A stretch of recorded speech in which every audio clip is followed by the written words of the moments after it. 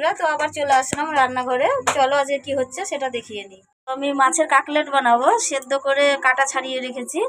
এদিকে পেঁয়াজ, কাঁচা লঙ্কা, লেবু, আলু, ডিম, আর এইটা বিস্কুট গুঁড়ো, আর রসুন আর আদাটা মিক্সিতে নিয়ে নিয়েছি, পিষে নেব।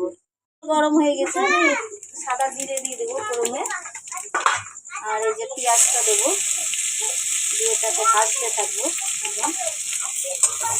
পেঁয়াজটা শর্টে করে নিয়েছি অল্প।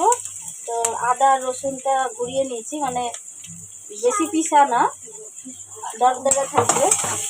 এটা হলুদ দিয়ে দিলাম, লঙ্কা গুঁড়ো, জিরে, কাঁচা লঙ্কা কুচি, সিদ্ধ আলু,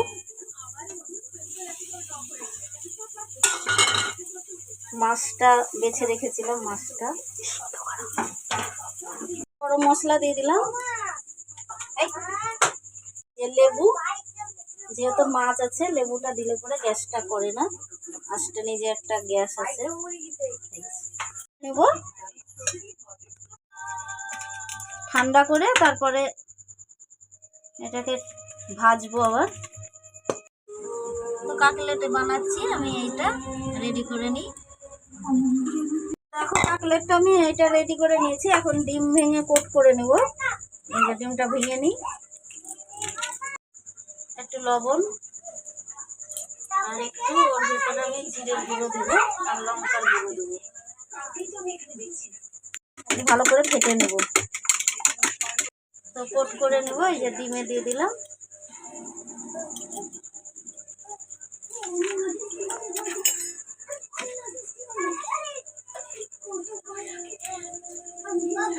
এটা হয়ে গেছে একটা করা। এই যে সবগুলি করে নিই, গেছে কমপ্লিট। আমি এটা ফ্রিজে একটু 10 মিনিটের মতন রাখবো, রেখে আবার তেলে ভাজবো। দিয়েছি, তেলটা গরম হয়ে গেছে, আমি ভেজে নেব। ভাজা হয়ে গেছে, আমি উল্টিয়ে দেবো। গ্যাসকে কমিয়ে দিয়ে ভাজতে হবে, নাহলে কড়কড়েটা হবে না, পুড়ে যাবে। হয়ে গেছে, আমি এবার তুলে নেব।